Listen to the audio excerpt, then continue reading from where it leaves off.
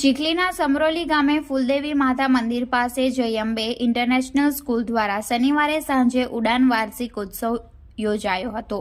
તેજસ્વી તાલાઓના ઇનામ વિતરણ સાથે વિદ્યાર્થીઓએ 22 રંગારંગ કૃતિઓ સાથે ઊંચી ઉડાન ભરી હતી। સમરોલી જય અંબે ઇન્ટરનેશનલ સ્કૂલે શનિવારે ઉડાન થીમ ઉપર દ્વિતીય વાર્ષિક ઉત્સવની ઉજવણી કરી હતી, જેના મુખ્ય મહેમાન ધારાસભ્ય નરેશભાઈ પટેલે ભાવિ પેઢીમાં શિક્ષણ સાથે સંસ્કાર સિંચનને બિરદાવી શાળા પરિવારને શુભેચ્છાઓ પાઠવી હતી।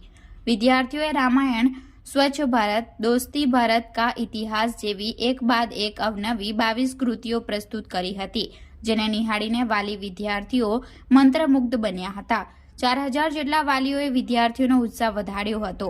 શાળાના ટ્રસ્ટી, આચાર્ય અને શિક્ષકોએ વિદ્યાર્થીઓને તેમના ઉજ્જવળ ભવિષ્ય માટે શુભકામના પાઠવી હતી।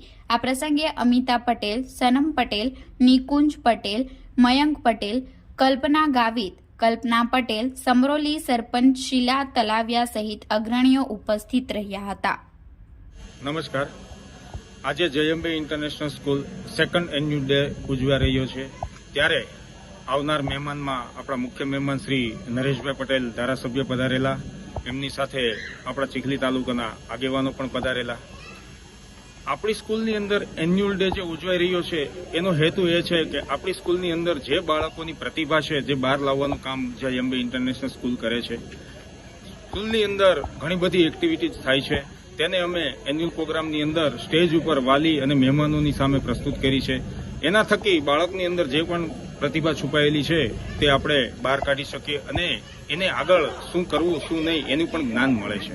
તો આ એન્યુઅલ ડેની અંદર પધારેલ દરેક મહેમાન અને મુખ્ય મહેમાનશ્રીઓનું જય અંબે પરિવાર વતી હું હાર્દિક સ્વાગત કરું છું।